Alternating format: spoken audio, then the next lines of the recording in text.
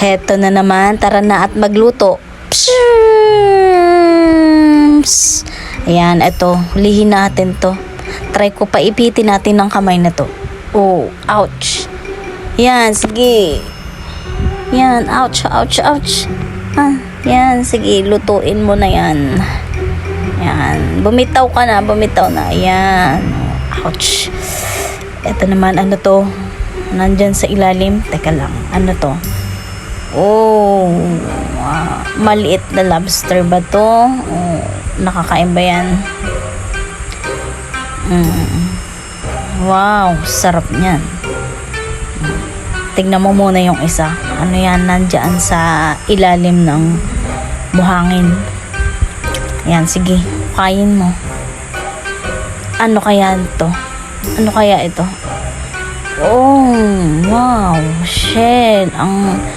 Ang laman. Masarap kaya yan? Tingnan natin kung masarap ito.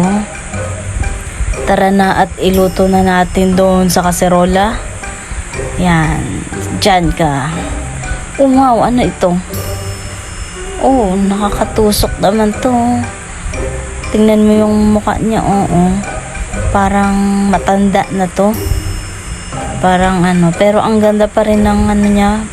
Yung hugis ng tsura ng isda na to. Oh. Pwede kayang kainin yan? O hindi? O kaya itatapon na lang natin. Ibalik natin to sa dagat. Yan. Shui! Ano naman to? Wow, ang cute naman ito. Ano ito? Ang liit naman yan. Pero ang cute.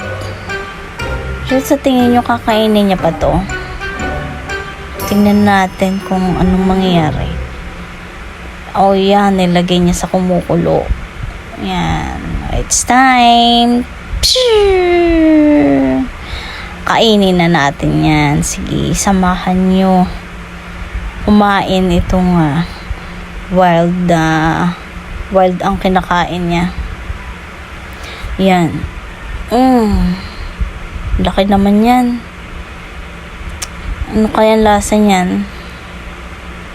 Oh, ang laki ng shell niya. Uy, sarap ah. Parang ano lang siya. Parang bubble gum. Ano naman to? Ito. Ano kaya to? Parang tahong. Pero hindi ko alam kung ano yung klaseng shell yan. Pero kinakain niya. O yun.